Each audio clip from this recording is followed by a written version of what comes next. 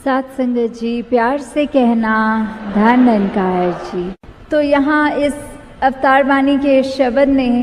ये जो माया के ऊपर ये बात से शब्द में दर्शाया जा रहा है कि ये संसार में जो दिख रहा है, संसार भी अपने आप में पूरा का पूरा या जो कुछ भी हम देखते हैं अपने जीवन में अनुभव करते हैं, इन आँखों से जो कुछ दिख रहा है वो सब माया ही है। वो इल्यूजन रूप में जो कहा जाता है कि कैसे ये माया के का ही रूप है संसार, उस तरह की आज है कल नहीं, क्षण भंगुर वाली बात कि ये इसका तो आना जाना लगा ही रहेगा। जैसे कभी एक उदाहरण के तौर पे एक चीज़ हमारे जीवन में, अगर अभी हमको भूख है तो हमारे आगे भोजन आ जाता है, तो उसके बाद हमारा इच्छा ये पहले रहती है कि भूख लग रही है तो भोजन दिखे, पर जैसे ही हमारा वो पेट भर गया, हमारी वो इच्छा की पूर्ति हो गई, तो फिर बस हम बीच में कभी कभी तो पूरा फुल्का भी नहीं समाप्त करते, आधे में ही छोड़ देते हैं। वैसे ही कोई भी चीज़ अगर है जो हमको भ्रमित भी करती है, लौड़ करती है अपनी तरफ, कि कैसे ये आकर्षण जो है, इतनी चमक दमक दुनिया की कि कुछ भी देखा जाए हम उसकी तरफ इतने प्रभावित हो जाते हैं कि हम ये भूल जाते हैं उस समय कि कोई चीज़ हमको टेम्पररी ये सुख दे रही है, ये साधन सिर्फ ज़िंदगी जीने के लिए हैं, पर हम इतने इम्पोर्टेंस दे देते हैं वो साधनों को ही कि अपनी ज़िंदगी को उन साधनों के इर्द गिर्द घुमा लेते हैं। तो इस पे हमको विचार करना चाहिए कि कैसे सिर्फ ये जो माया का रूप ये परछाने वाला है, तो जब तक ये याद रहेगा कि ये एक आने जाने वाली चीज़ नहीं है, ये टेम्पररी है, ये कोई परमानेंट चीज़ नहीं है, तो उतना ही हम उससे एक अपना ऐसा साधनों के इस्तेमाल तक ही लिमिटेड रहे, उसको अपने मन पे, अपने दिमाग पे इतना ना चढ़ा लें कि बिना उन साधनों के वो गुजारा होना संभव नहीं है। हाँ जी। सुख दुनिया दे परछावे ने जेकर प्रीता पाएगा, टल गए परछावे जिस दम रोएगा कुरलाएगा। तो यहाँ परछाओं की तरह ये दुनिया में सब ये माया को कंपैरिजन में किया जा रहा है कि जैसे अगर हम कहीं खड़े होते हैं, हमारे अगर पीछे से लाइट आ रही हो तो अपनी परछाई हमें आगे दिखती है, और अगर हम उसको पकड़ने की भी कोशिश करेंगे तो जितनी तेज़ हम आगे परछाई की तरफ जाएंगे उतनी तेज़ परछाई और आगे को जाएगी।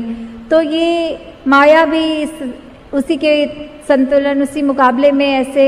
ली जा रही है कि ये तो एक परछाई ही है, हम चाहकर भी वो परछाई को नहीं पकड़ सकते, और जितना पकड़ेंगे उतना और उसका प्रभाव हमारे ये मस्तिष्क में आएगा, ये इस तरह हमारे जीवन में उसका असर आएगा। तो इन परछाओं को, ये टेम्पररी चीज़ों को, कि अभी आज एक खिलौना बच्चे को चाहिए, जैसे वो उसको माता पिता वो दिला देते हैं, तो अब कल को वो उस खिलौने से ही बोर हो जाता है, वो बस उसने जितना खेल लिया एक आधे दिन में खेल के, अब अगले दिन उसकी इच्छा एक नए खिलौने की तरफ करती है। तो वैसे ही हमारे साथ भी होता है कि जितनी भी ये परछाई रूप है, ये माया है, ये जो सिर्फ दिखाने के लिए है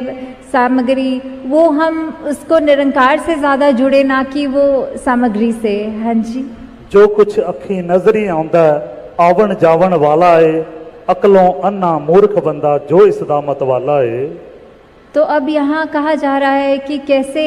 एक जो माया में पूरा दिन अपना व्यतीत कर रहा है, माया को ही सब कुछ मान रहा है, और ऐसे वो क्लेम करता है कि उसको ये सब चीज़ें अच्छी अच्छी दिख रही हैं, वास्तव में उसको इसमें एक अंधे व्यक्ति से कंपैरिजन किया गया है कि वैसे तो अंधा वो होता है जिसको नज़र नहीं आता, पर यहाँ आंखें होते हुए भी क्या चीज़ देखनी है,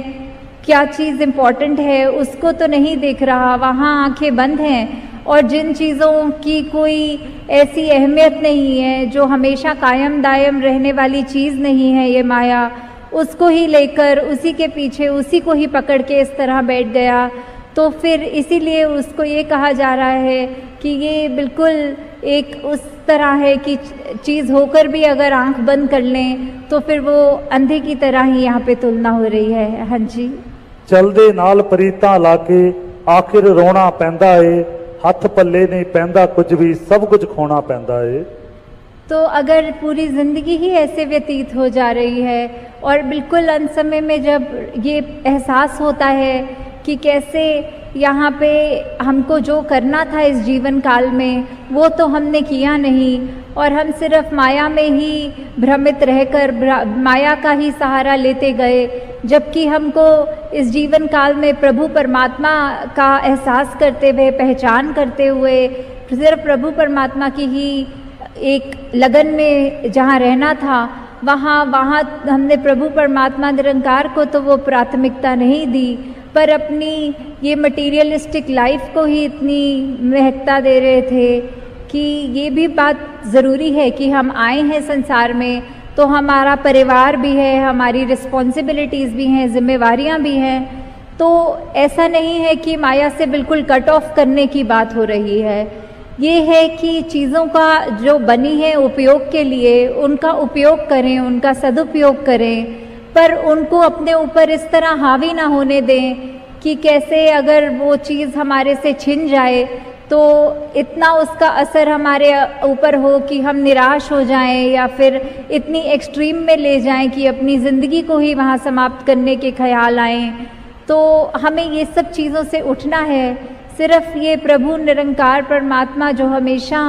एक ही रहता है, सहज रूप में है, और उसी की ही ये मजबूती लेते हुए अपने जीवन को चलाते जाना है। हाँ जी। नाल संत दे प्रीत करे जो सुख ओ सारे पा लेंदे, संत अवतार करे जे कृपा अपने नाल मिला लेंदे। तो कैसे संतों का योगदान रहा है एक इंसान पर कि कैसे वो प्रभाव इस तरह अपना छोड़ते हैं कि जब हम सत्संग में आते हैं और यहाँ का प्रभाव उस तरह जो वचन बोले जाते हैं उनको इस तरह से अपने जीवन में उतारते हैं कि हमें फिर ये लगता है कि संतों ने हमारे को सही मार्ग दिखाया है। युगों युगों से, आज की बात नहीं, ये जब से दुनिया कायम दायम है, संत प्रवृत्ति वाले सभी ने यही शिक्षा दी है, वही मार्ग बताया है कि कैसे हमें अपने आप को फोकस रखते हुए ठीक डायरेक्शन पे एक जो रास्ता है वो सही चुनाव करना है। हमें कैसे सिर्फ अच्छाइयों को ही देखना है, किसी के अंदर खामी नहीं देखनी। कोई भी वस्तु, इंसान तक ये माया का रूप है तो उसके अंदर भी हमें कुछ बुराई को नहीं देखते हुए या उसकी अच्छाई या बुराई से इतने प्रभावित नहीं होते हुए कि हम अपना फोकस खो के सिर्फ उसी पे टिप्पणी करते रहें या उसी के बारे उस तरह मन में सोचते रहें। तो इस तरह से हमें और भी उदाहरण चाहे देख लें कि कभी हमें ये भी लगता है कि एक माया का रूप कोई गैजेट ले लें, कोई फ़ोन वगैरह कुछ भी ले लें, जब तक वो नया है हम उसकी कितनी संभाल करते हैं। दिन ब दिन जैसे जैसे वो पुराना होता जाता है फिर हमें उसकी इतनी परवाह नहीं रहती जितना पहले रहता है, और उसके बाद वो मन फिर से करता है कि अब अपने उस गैजेट को बदल लें और कोई नई एक चीज़ खरीदी जाए, उसको रिप्लेस किया जाए। तो ऐसे ही संसार में तो ये जो वस्तुएं हैं इनका तो ये चलना रहता ही रहेगा, पर हमारे को ये संत ये क्या सिखा रहे हैं, ये सत्संग में आने का हमारा मकसद क्या है, ये सिर्फ प्रभु परमात्मा निरंकार की बात कि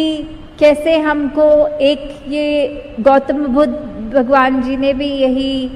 अपने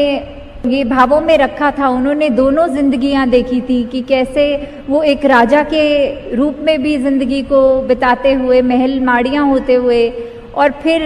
एक वो उनकी मेडिटेटिव वो ज़िंदगी जहाँ उन्होंने अपने आप को अलूफ करके बिल्कुल अकेला करके, तो बीच में उन्होंने एंड में जो निष्कर्ष निकाला वो उन्होंने यही निकाला कि दुनिया के ये जो दो एक्सट्रीम्स हैं इसको तो हमने उस तरह नहीं अपनाना, पर ये जो मध्य मार्ग है, ये जो बैलेंस है, इसको मध्य मार्ग को ही हमको चुनना है कि जहाँ ना बिल्कुल कोई उतराई की बात, ना बिल्कुल चढ़ाई की बात, बस एक ही बात कि कैसे हमको अपने जीवन में ये सारी माया होते हुए भी, ये संसार जो माया का रूप है वो होते हुए भी हमें कैसे उस माया से बचते हुए सिर्फ और सिर्फ ये परमात्मा में अपना ध्यान जोड़ना है। कैसे हम ये जो ब्रह्म ज्ञान की दात जो प्राप्त कर चुके हैं उसके बाद भी अगर हम उससे ज़्यादा, निरंकार से ज़्यादा इम्पोर्टेंस अगर और किसी को दे रहे हैं तो इसमें कमी हमारी ही है कि हम कैसे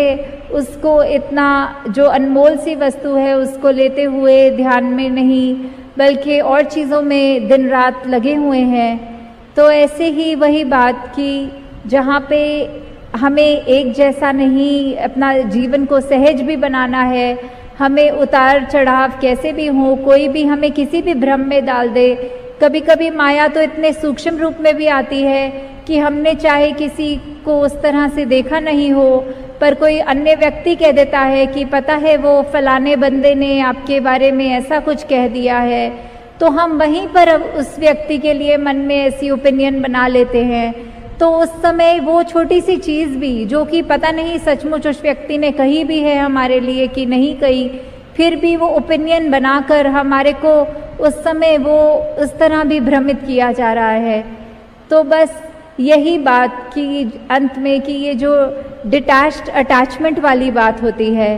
कि हमें ये जीवन मिला है, ये सारे सुख समृद्धि मिलती है, ये हमारे लिए वस्तुएं भी हैं हमारे आराम के लिए, उनका उस तरह इस्तेमाल करें कि जब तक हमारे पास वो चीज़ें हैं वो शुक्राना करें, और अगर कुछ हमें दिख रहा है कि किसी और के पास है हमारे पास नहीं, उसमें भी शुक्राना ही करें कि चलो जितना दिया निरंकार ने हमें उतना हमारे लिए अच्छा है।